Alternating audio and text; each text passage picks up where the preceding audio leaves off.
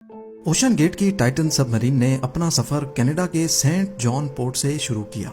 जिस लोकेशन पे इसको ओशन के अंदर डाइव करना था, ये सेंट जॉन से 700 किलोमीटर दूर नॉर्थ अटलांटिक ओशन में वाक़ है और इसी पॉइंट पर ठंडे पानी के नीचे ओशन की गहराइयों में टाइटैनिक का शिप रेक भी मौजूद है। सैटरडे 17 जून 2023 को ये सफर शुरू किया गया और प्लान के मुताबिक अगले दिन संडे को सुबह 8 बजे टाइटन को पानी में उतारा जाना था। आपको यहाँ बताते चलें कि डाइव से पहले टाइटन में एक मसला नोटिस किया गया था, लेकिन उसके बावजूद भी अपनी जान दांव पर लगाकर इसको ओशन में उतार दिया गया।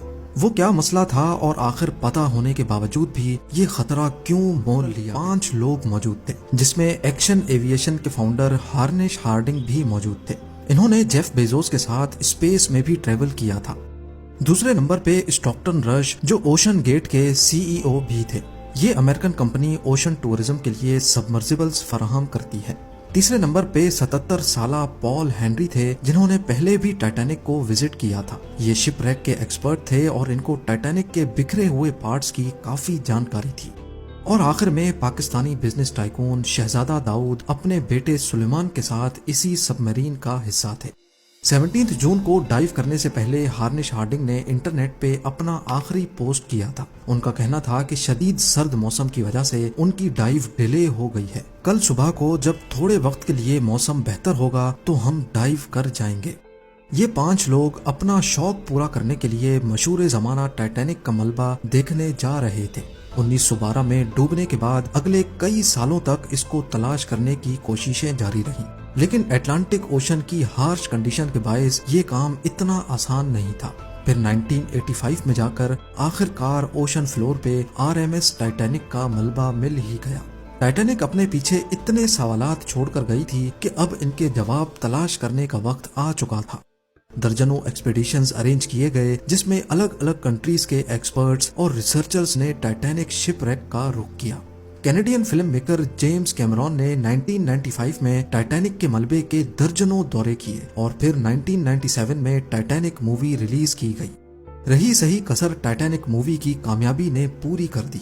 इसने इतनी धूम मचाई कि अब टाइटैनिक के मलबे को खुद जाकर देखना करोड़ों लोगों का ख्वाब बन गया। यानी ये काम अब सिर्फ रिसर्च के मकसद तक ही महदूद नहीं, बल्कि शिप रेक साइट पर टूरिस्ट भी जाना शुरू हो गए।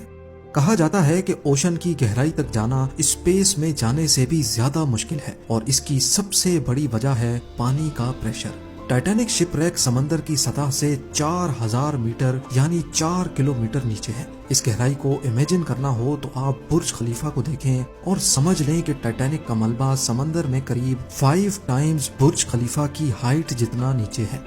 इस गहराई में पानी का प्रेशर 5800 psi होता है। ये उतना ही प्रेशर होगा कि इंसान के पूरे जिस्म पर नहीं, बल्कि सिर्फ 1 स्क्वायर इंच के हिस्से पर एक पूरा हाथी खड़ा कर दिया जाए।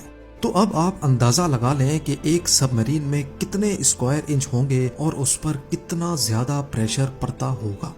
खैर, संडे 18 जून 2023 दोपहर को 12 बजे सबमरीन का सफर स्टार्ट हुआ। नॉर्मली टाइटैनिक तक पहुंचने में 2 घंटे लगते हैं, लेकिन 1 घंटे 45 मिनटों के बाद ही मदरशिप पोलर प्रिंस, जो के ऊपर वेट कर रही थी, उनका सबमरीन से राब्ता टूट गया।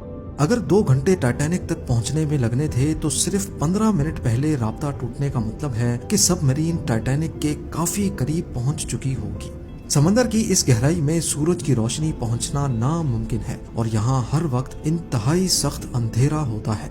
इतनी गहराई में वायरलेस सिग्नल का टूटना एक नॉर्मल बात होती है, लिहाजा पहले इस बात को ज्यादा सीरियस नहीं लिया गया। ये पूरा ट्रिप टोटल 7 घंटों का था। 12 बजे से लेकर शाम को 7 बजे इनको वापस लौटना था, लेकिन जब शाम 7 बजे तक भी टाइटन से कोई राब्ता ना हुआ और ना ही वो वापस लौटी, तो अब ऊपर खड़ी मदरशिप में मौजूद क्रू के पसीने छूटना शुरू हो गए।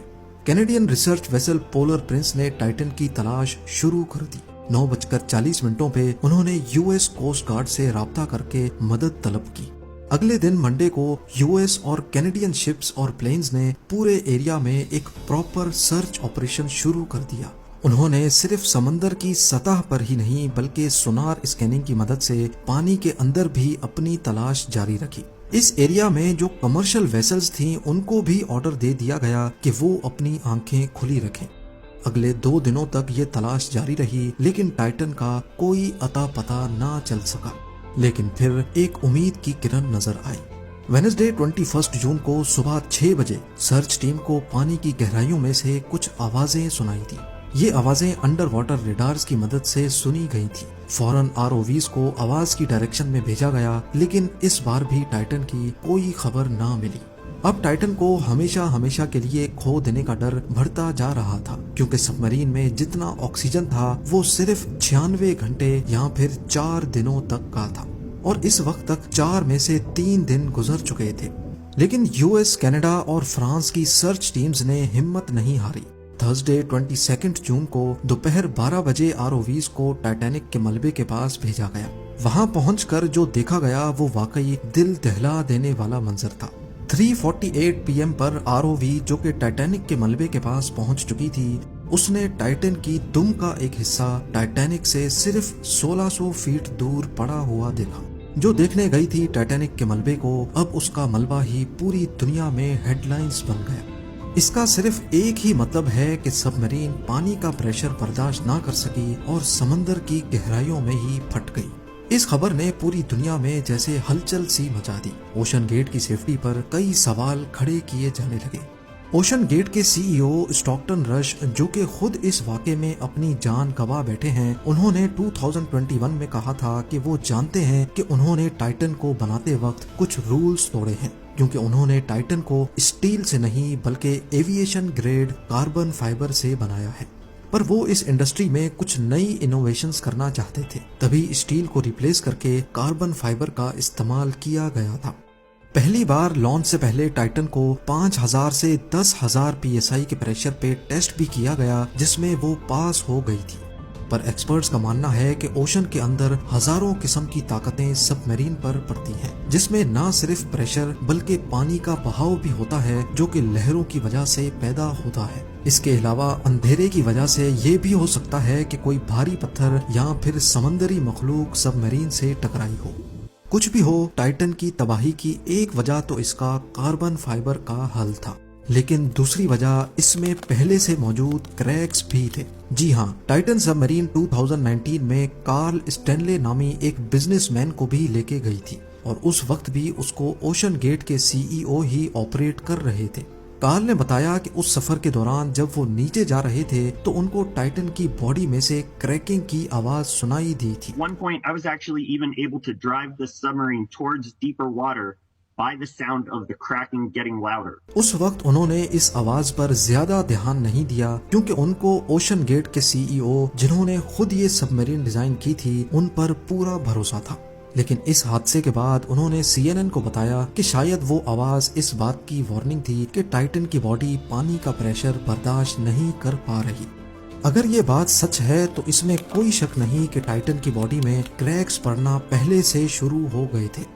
2018 میں اوشن گیٹ کے ایک ایگزیکٹو نے ٹائٹن کی کاربن فائبر باڈی کے خلاف آواز اٹھائی تھی۔ ان کا کہنا تھا کہ یہ مسئلہ سب میرین کے پھٹنے سے صرف چند ملی سیکنڈز پہلے پتہ پڑے گا، اور حقیقت میں بھی ایسا ہی ہوا۔